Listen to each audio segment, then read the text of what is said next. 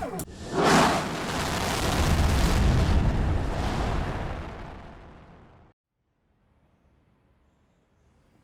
begin, how to start.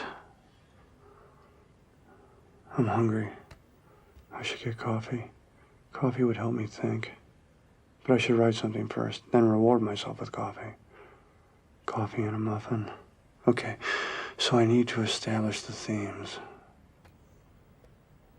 Maybe banana nut. That's a good muffin.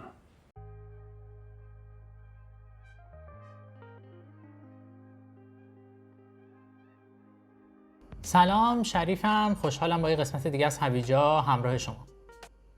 نوشتن واسه کسی که اهل مطالعه نیست قطعا کار سختیه. پس شرط اول واسه این که نویسنده خوبی باشی اینه که مطالعه زیاد داشته باشی تا با واژه‌های بیشتری آشنا بشی.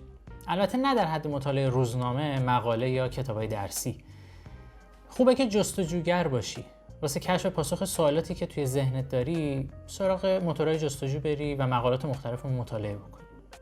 تحقیق روی موضوعات و ترندها یکی دیگه از کارهاییه که به شما کمک میکنه تا با نوع نگارش و لحن‌های مختلف آشنا بشید. قدرت تخیل خودتون رو افزایش بدید. اگه آدم روی پردازی هستی و با خوندن یه داستان به راحتی میتونی فضای داستان رو توی ذهن تصویرسازی کنی، پس قدرت تخیل بالایی داری. اگه خیال پردازی برای شما سخته، کافیه با خوندن داستان‌های کوتاه تصویری که توی ذهنتون نقش بنده رو با جزئیات بیشتر بنویسید. همینطور رویاهای آرزویی که گاهی به ذهنتون خطور میکنه رو با جزئیات بنویسید. شما با این تمرینات ساده به مرور قدرت تخیل خودتون رو افزایش میدین.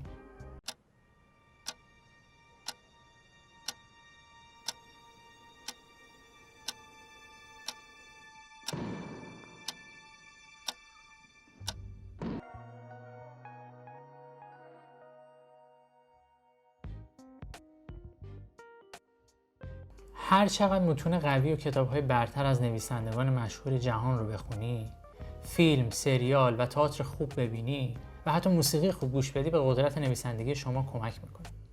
حتی اگه به ذات آدم رویا پردازی باشی، دلیل نمیشه بتونی خوب بنویسی و مهمترین شرط واسه این که به یه نویسنده خوب بشی تمرینه. هر هفته یه فیلم ببین و خلاصه اتفاقات اون فیلم یا نقدت راجع به اون فیلم رو بنویس. فکر کن میخوای اون فیلم رو برای دوستت تعریف کنی. یه قطعه موسیقی بی کلام گوش کن و حست رو درباره اون موسیقی بنویس. یه کتاب رو بخون و نظرت رو درباره شخصیت‌های اون داستان یادداشت کن، یا حتی فکر کن جای شخصیت اصلی داستان هستی. حالا ببین چه تصمیماتی می‌گرفتی و اون تصمیمات جدید رو یادداشت کن. درباره اصول داستان نویسی مثل شخصیت پردازی، صحنه سازی، انواع فرم‌های داستان نویسی و ساختارهای اصلی یه متن خوب مطالعه کن. مقالات نقد فیلم، کتاب و موسیقی رو بخون. به موزه ها و گالری های نقاشی برو. از یه سری آثار که حس میکنی با دیدنشون میتونی احساساتت رو عمیق‌تر نسبت به اونها بنویسی، عکس بگیر و بعد اون نقاشی یا اثر رو با جزئیات در مدت چند دقیقه ببین و درباره اون اثر متن رو بنویس. این متن میتونه حتی درباره پدید آورنده اون اثر هم باشه.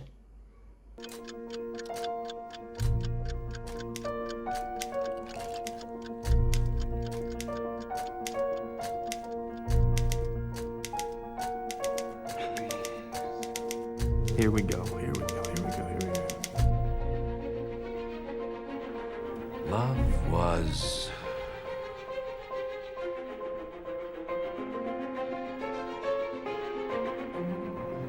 Love was...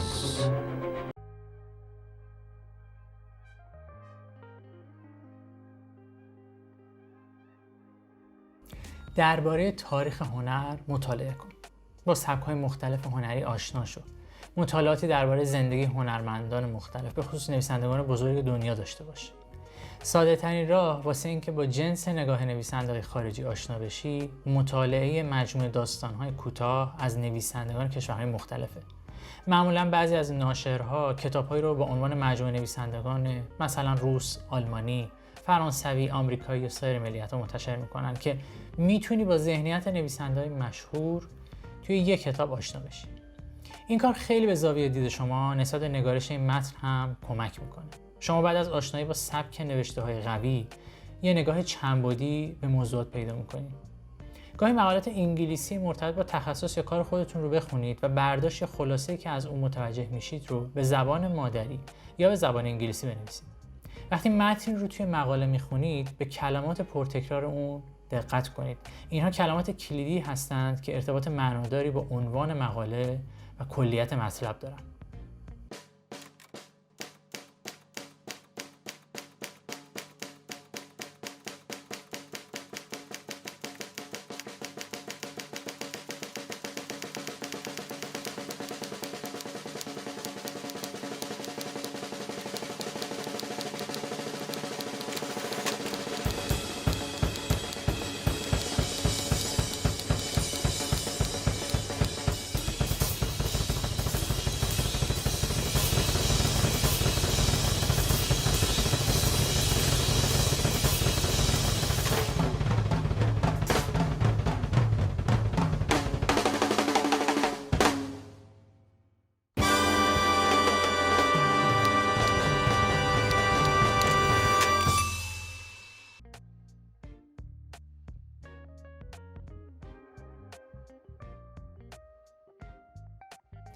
اگه علاقه‌مند به نویسندگی محتوا توی فضای وب هستی، یه مقداری درباره SEO و اصول نگارش محتوای متن مطابق با اون مطالعه کن.